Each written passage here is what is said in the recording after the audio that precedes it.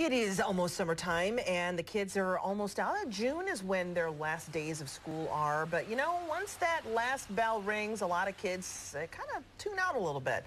And parents and teachers are all saying we need to prevent summer brain drain by getting them busy, keeping them active. And joining us now is our pediatric expert and spokesperson for the American Academy of Pediatrics, Dr. Elizabeth Murray. Thank you so much for being here this morning. Happy to be back. So what should kids do? What should parents do this summer to make sure that they're getting what they need, but then also not missing out on what they've learned?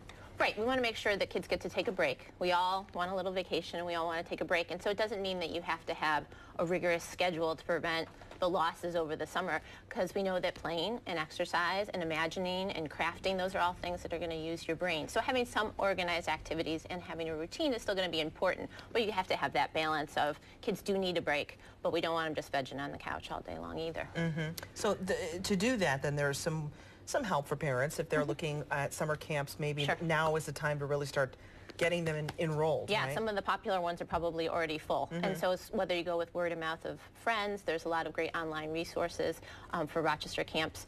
Talking to the schools, a lot of schools actually will have, especially in the younger schools or the preschools, they'll have summer activities as well. So pick a place where your child is comfortable and familiar, and maybe even take a look at it ahead of time, especially for the younger children, just to make sure that it's a familiar environment for them. And you want them reading, you want them active, but also using their brain. So reading, doing some of those reasonings, you know, using some of those critical thinking skills. Sure. I know a lot of schools have reading lists. They do. But not every district does that. Not every kid has access to those books either. But every librarian will help you. Yeah. So the librarians are still out there, and they will help you, and they'll come up with a list, or you and your child can go to a bookstore together and take a look at some books that look fun, write down the titles, and then go to the library maybe on the weekend and pick a book a week and work on it together. It doesn't have to be an organized thing from the school. You can do it yourself. So pick what your kids like. Some people might say, well, kids work so hard all year, especially with the new rules, the new academic rules in Common Core. Why don't we just let them be kids?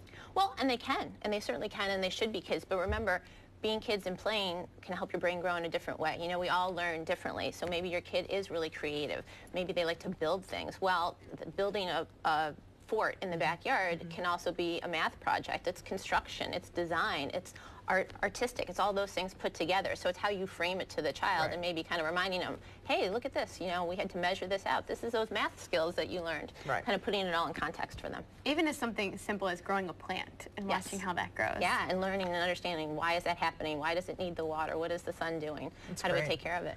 Hunger for kids is a big issue in the summer too. It is. You know, we know unfortunately that about half of the children in Rochester are living at or below the poverty level, and school is a place where kids get meals. So luckily we do have the free summer meal program in Rochester, so families can participate in that, and they don't necessarily have to be in an organized summer school run activity or a city run activity. You can look online or call 211 after June 15th to get all the information about that. So please, it's important to take advantage, because you can't learn if you're hungry. Yeah, so after June 15th is when that begins. Parents can start calling though closer to it to find out where their kids can go get these summer meals. A lot of times they go uneaten if they, you know, if people don't know about them. You can't learn if you're hungry. Yeah. Well, we really appreciate it, Doctor. It's wonderful to have you in studio. Lovely to be back. It's nice to talk about summer. Yay. I know, finally, right? It is that time, and we have it was well earned. It was hard earned, because we had a hard winter. So thank you so much, Doctor. Take care. We appreciate it. Coming up next, Hannah Challenge Week comes to a close, and we have a mashup of all she's done, all her challenges.